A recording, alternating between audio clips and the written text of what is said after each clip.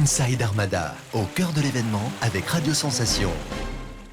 Un week-end spécial consacré à l'Armada de Rouen, premier rassemblement mondial de grands voiliers qui se déroule actuellement en Seine-Maritime. Je suis avec Philippe Chastre, l'un des vice-présidents en charge de la communication de l'événement. Bonjour. Bonjour à tous. Alors c'est la dernière fois que l'on vous voit avec le titre de vice-président en charge des communications de l'Armada, un parcours de bénévole qui a commencé en 1994. Est-ce que vous pouvez nous en dire un peu plus ?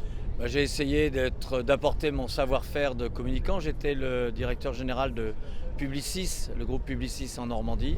J'avais eu l'Armada comme client d'abord, et puis ensuite, lorsque j'étais à la retraite, j'ai suivi Patrick Air pour l'aider dans ce bel événement. Alors l'Armada, c'est un événement que l'on retrouve tous les 4 ans. C'est la première édition donc depuis la crise sanitaire. La dernière édition remontait à 2019. C'était quoi les objectifs de cette édition ? Cette édition, c'est de faire la plus grande fête populaire possible.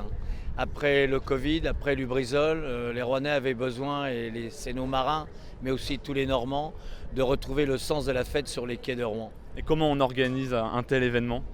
On le prépare le lendemain de la dernière édition. Donc en septembre 2019, on s'est remis au travail et on a reconstitué des équipes.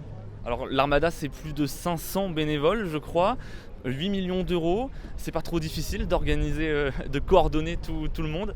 C'est pas facile, mais là on s'est organisé en division. Moi j'ai la division communication et j'ai regroupé autour de moi, je crois qu'on doit être 40 bénévoles qui chacun a sa mission bien spécifique, qui sont souvent des anciens de la com, des retraités, mais aussi des jeunes actifs qui viennent consacrer souvent 10-12 jours sur leur congé pour m'aider à faire toute la communication de l'Armada.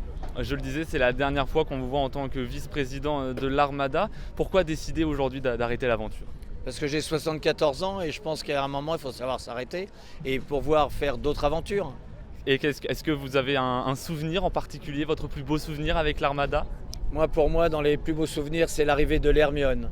L'Hermione, c'est ce magnifique voilier reconstitué en Charente-Maritime à Rochefort, qui est la réplique exacte, intégralement exacte, c'est unique au monde, du grand voilier qui est parti avec Lafayette pour libérer les Américains du joug anglais. Et on le rappelle, l'Armada, c'est un événement complètement gratuit. C'est important, cette gratuité, pour réunir tous les Rouennais autour de cet événement ? Oui, on est certainement un des rares rassemblements au monde à être totalement gratuit. Souvent, les visites des navires sont payantes, ou alors comme à Brest, les entrées sont payantes. Là, c'est pas le cas. Tout est gratuit, même les toilettes. Alors, vous parlez de nouvelles aventures. C'est quoi vos projets pour la suite ? Est-ce que vous en avez ? Oui, moi j'ai des projets. D'abord, je vais repartir habiter en Bretagne, à côté de Dinard, là où j'ai une maison. Et je vais continuer mon activité principale, qui est d'organiser des concerts de jazz. Merci beaucoup Philippe Chastre d'avoir été avec nous. Pour retrouver toute l'actualité de l'Armada de Rouen, vous pouvez vous rendre sur notre site et notre application Radio Sensation. L'Armada de Rouen, c'est jusqu'au 18 juin. Merci. Inside Armada, au cœur de l'événement avec Radio Sensation.